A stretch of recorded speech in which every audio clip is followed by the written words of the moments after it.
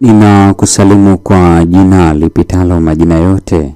Karibu katika mfululizo wa masomo ya mwongozo wa kujifunza Biblia.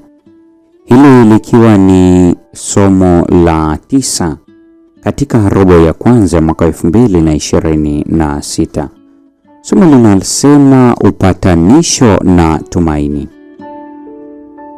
Hii ni kwa ajili ya Februari 21 hadi 27 mwaka 2026. Hii ni Sabato mchana. Somo la juma hili Wakolosai 1:20 hadi 29, Waefeso sura ya 5 aya 27, Waefeso sura ya 3 aya 17, Warumi sura ya 8 aya 18, Waefeso 1 aya 7 hadi ya 10, Waefeso 3 aya 3 hadi ya 6 na Mithali 14 aya 12. Fungu la kukariri linatoka kitabu cha Wakorintho wa pili sura ile ya 5 aya 21. Neno la Mungu linasema, yeye asiyejua dhambi alimfanya kuwa dhambi kwa ajili yetu, ili sisi tupate kuwa haki ya Mungu katika yeye.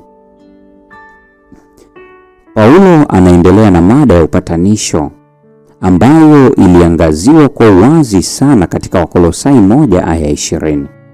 Tazama somo la 8 Alhamis.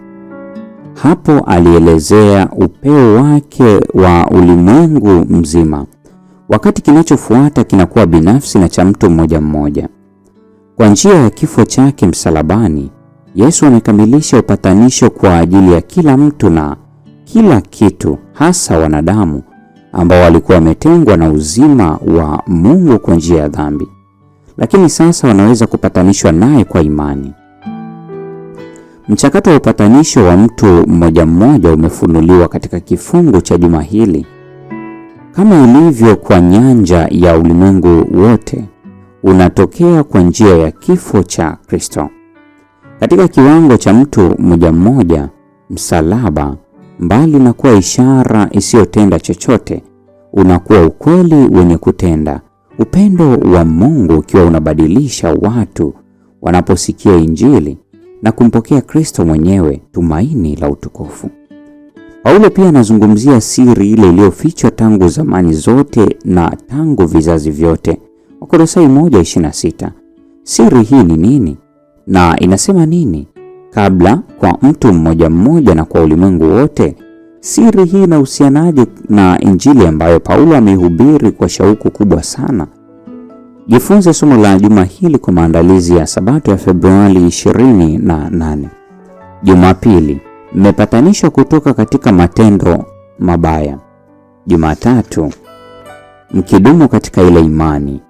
Jumanne, mpango wa Mungu wa milele. Jumatano, siri ya Mungu yafunuliwa. Alhamisi, uweza wa Injili. Ijumaa, jifunze zaidi. Hili ni somo la 9 linalosema upatanisho na tumaini.